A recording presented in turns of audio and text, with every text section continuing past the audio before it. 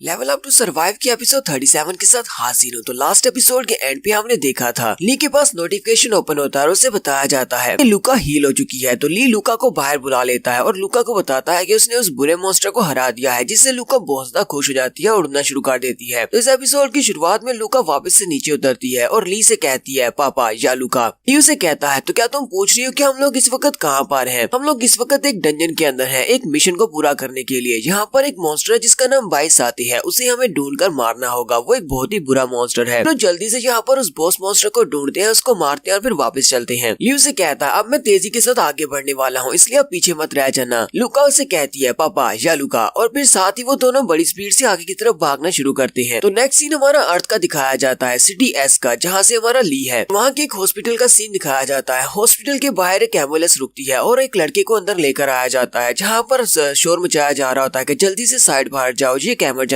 है। एक लड़का जिसको हार्ट अटैक आया होता है, उसकी जान बचाने की कोशिश की जा रही होती है और उस लड़के की उम्र भी 20 साल से कम ही होती है। उस लड़के को ऑपरेशन थिएटर में ले जाया जाता है और जाकर उसे बिजली के झटके भी दिए जाते हैं, लेकिन फिर भी उसकी जान नहीं बचाई जा सकती। वो बेचारा मर जाता है। डॉक्टर पूरी कोशिश करते हैं उसको बचाने की। और फिर जब उसे मौत की तरफ ले जा रही होती है, उसी वक्त दो लोग बातें कर रहे होते हैं। वो लोग कहते हैं इस पूरे महीने में पूरे 3000 बच्चे हो चुके हैं, इन सारे बच्चों की उम्र 20 साल से कम है। यानी यहाँ पर हो क्या रहा है, इन सारे बच्चों को हार्ट अटैक क्यों आ रहा है? यहीं पर दो इन्वेस्टिगेशन ऑफिसर्स को भी दिखाया जाता है। एक ऑफिसर चीफ सू से कहता है चीफ सू, ये सारे के सारे बच्चे 20 साल से कम उम्र के हैं और इन सभी को हार्ट अटैक आता है, जिसकी वजह से इनकी मौत हो रही है और अभी तक 3000 बच्चे हो चुके हैं। डॉक्टर्स भी इस बारे में पता नहीं लगा पाए कि इतनी यंग एज में इन सभी को हार्डियक अरेस्ट क्यों आ रहा है। हालांकि इन सारे बच्चों की कार्डियोलॉजिकल ऑटोप्सी भी की गई है, लेकिन फिर भी पता नहीं चल रहा। चीफ सू से कहती है मुझे ये बताओ कि इन सारे बच्चों में जो कि यहाँ पर मरे हैं, उन सभी के दरमियान में कोई कॉमन चीज है क्या? सभी लोग एक ही स्कूल में जाते हैं या फिर सभी लोग एक ही एरिया में रहते हैं? सभी लोग आपस में दोस्त थे। ऑफिसर उसे कहता है चीफ सू ऐसी तो कोई बात नहीं है, इन सभी का आपस में कोई भी ताल्लुक नहीं है। ये सभी लोग अलग अलग एरिया से हैं और अलग अलग स्कूल में जाते हैं। रियलिटी में तो इन सभी का आपस में कोई भी ताल्लुक नहीं है, लेकिन एक चीज है जो इन सभी में कॉमन है। कुछ ही दिन पहले इन सभी बच्चों ने कॉस्मोस का नया VR सेट खरीदा था। सभी लोग एक ही गेम खेलते थे जिसका नाम कॉस्मोस है। चीफ सू से कहती है तुम्हें नहीं लगता ये कुछ कोइंसिडेंस से कुछ ज्यादा ही है? सभी बच्चों ने कॉस्मोस गेम को खेला और उसके बाद ये सभी हार्ट अटैक से मिस्टीरियसली मर रहे हैं। ऑफिसर चीफ सू से कहता है चीफ सू कॉस्मोस गेम के रिलेटेड एक और केस है जिसमें एक मिसिंग बच्चे के बारे में बताया गया था। उसकी मॉम रोते हुए हमारे पास आई थी और उन्होंने इस बारे में बयान दिया था। उन्होंने कहा था कि उनके बच्चे ने एक VR गेम सेट को मंगवाया था जिसका नाम कॉस्मोस था। उनका बच्चा गेम खेलने के लिए अपने रूम के अंदर गया तो वहाँ पर रात को वक्त बिजली चमक रही थी। यानी क्या हुआ, लेकिन वहाँ पर उसका कॉस्मोस सेट वहीं पर बिस्तर के ऊपर पड़ा था, लेकिन उसका बच्चा वहाँ से गायब हो चुका था। उसका बच्चा वहाँ पर नहीं था। शुरुआत में हमने इस बात के ऊपर ज्यादा ध्यान नहीं दिया, हमें लगा शायद कि बच्चा घर छोड़कर भाग गया होगा किसी वजह से या फिर उसे कोई मसला होगा। लेकिन पिछले हफ्ते टिकटॉक के ऊपर एक वीडियो बहुत ज्यादा वायरल हुई, जिस वीडियो के अंदर एक लड़के को दिखाया गया है जो कि ट्रेन के ऊपर शोर मचा रहा था और कह रहा था कि मैं वापस आ गया। टिकटॉक के ऊपर इस वीडियो ने वायरल होने के बाद हमने जब इस वीडियो को देखा और इसमें इस लड़के को मैच किया तो ये लड़का वाकई में वही लड़का है जिसका नाम चैन जीली है। इसकी मॉम ने एक महीने हमारे पास मिसिंग पर्सन की रिपोर्ट लिखवाई थी। ऑफिसर चीफ सू से कहता है चीफ सू अब आप ही बताएंगे हम लोग इस केस को आगे कैसे प्रोसीड करें? चीफ सू से कहती है सबसे पहले तो टिकटॉक के ऊपर से इस वीडियो को रिमूव करवाओ ताकि इसके बारे में डिस्कशन को रोका जा सके। उसके बाद कॉस्मोस गेम की मैनेजमेंट के साथ कांटेक्ट करो और देखो कि उनके हादसे में कोई इन्फॉर्मेशन मिल सकती है या नहीं। अगर इस बारे में कुछ भी पता चलता है तो जल्दी से आकर मुझे बताना।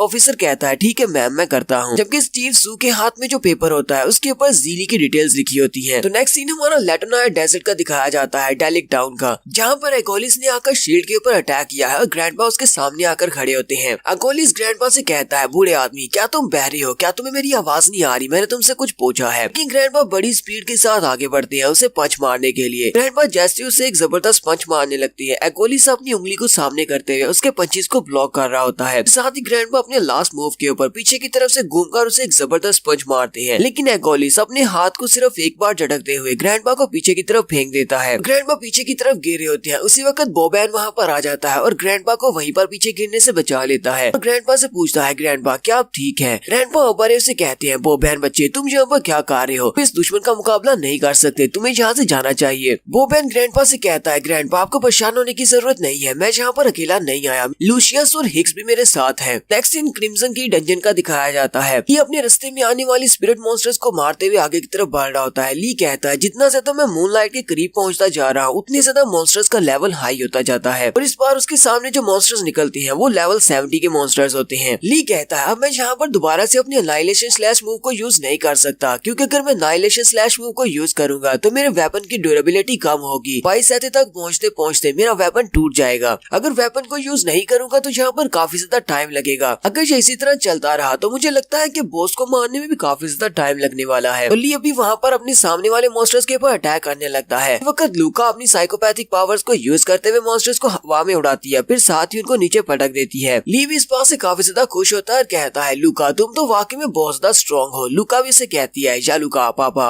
ली सामने की तरफ देखता है तो सामने से और भी काफी सारे मॉन्स्टर्स निकल आते हैं। ली कहता है मुझे जल्दी से जल्दी इन सारे स्पिरिट मॉन्स्टर्स को मारना होगा, मेरे पास ज्यादा टाइम नहीं है, मुझे वापस जाना है ताकि मैं गॉड पैलेस को ढूंढ सकूं। नेक्स्ट सीन फिर से डेलिक टाउन का दिखाया जाता है। डेलिक टाउन के लोग भी बाहर निकल आते हैं और आसमान की तरफ देख रहे होते हैं, जहाँ पर अगोलिस के सामने ग्रैंडपा ऊपर है, हिक्स, लूशियस और उसके साथ बॉबैन भी होता है। वो सभी लोग बहुत ज्यादा घबराए हुए होते हैं और कहते हैं अब यहाँ पर क्या हो रहा है, क्या फिर से हमारे पर किसी ने अटैक किया है? लगता है कि इस बार किसी बहुत ही पावरफुल दुश्मन के साथ उनका सामना हुआ है। अगोलिस उनसे कहता है तुम सभी लोग बहुत ज्यादा कमजोर हो, इसलिए मेरा टाइम यहाँ पर वेस्ट मत करो। मैं तुम सभी को मारकर अपना टाइम वेस्ट नहीं करना चाहता। मुझे जल्दी से बताओ बीस्ट किंग सोनियल को किसने मारा है? वो बहन अपने वेपन को सामने करते हुए उससे कहता है मुझे इस बात से फर्क नहीं पड़ता कि तुम कौन हो, ये गांव इस वक्त हमारी अंडर प्रोटेक्शन में है, इसलिए चुपचाप यहाँ से चले जाओ वरना हम लोग तुम्हें मार डालेंगे। एकोलिस पहले तो उसकी बात सुनने के बाद पहले चुपचाप वहीं पर खड़ा होता है, फिर वो बड़ी स्पीड के साथ वो बहन के सामने आकर खड़ा हो जाता है। लूशियस और हिक्स भी ये देखने के बाद बहुत ज्यादा हैरान हो जाती है कि इसकी स्पीड तो बहुत ज्यादा है।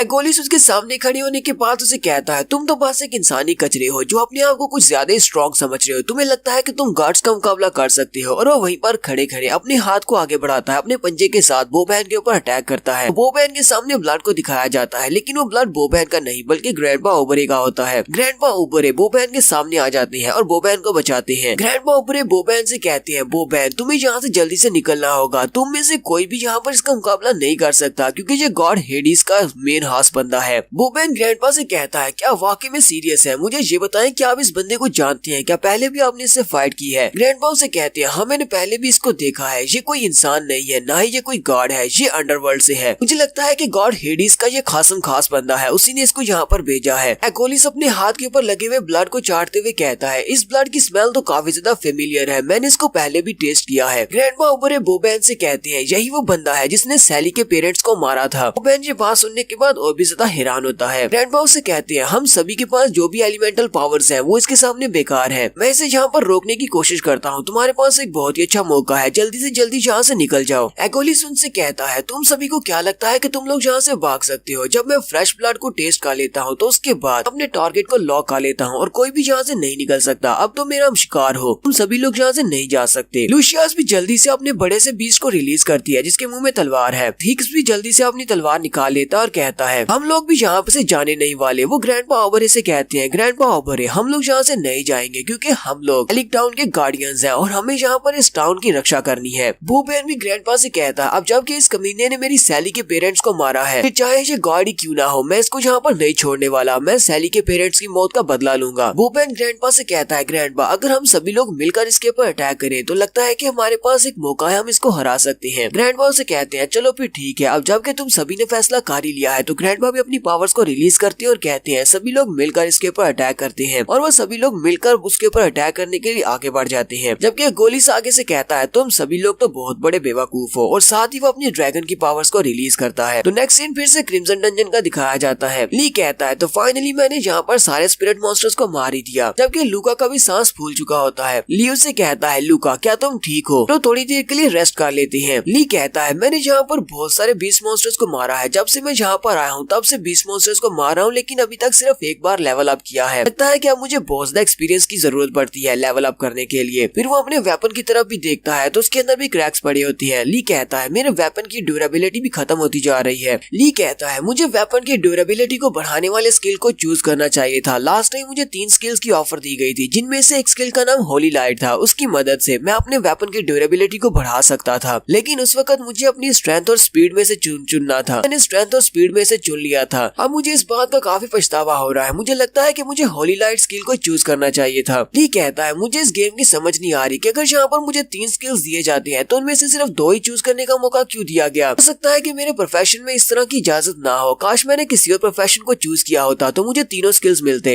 यही बार ली के पास विंडो ओपन होती है और उसे कहा जाता है जब तुम्हारा हिडन लेवल 100 तक पहुंच जाएगा तब तुम्हारे पास एक न्यू स्किल स्लॉट ओपन होगी जिसके अंदर तुम्हारे पास नए स्किल्स होंगे, तुम इनमें से चूज कर सकती हो। ली कहता है मुझे लगता है कि यहाँ पर 22 साथी को हराने के बाद ना लेवल 100 तक तो पहुंच ही जाएगा, उसके बाद मेरे पास नए स्किल्स आएंगे। फिर जल्दी से जल्दी यहाँ पर 22 साथी को हराते हैं और उसके बाद अपने नए स्किल्स को अनलॉक करते हैं। यहीं पर हम लोग अपनी एपिसोड 37 का एंड करेंगे। एपिसोड की एक्सप्लेनेशन अच्छी लगी हो तो कमेंट करके जरूर बताइएगा। चैनल को सब्सक्राइब कर दे, वीडियो को लाइक और शेयर कर दे। शुक्रिया।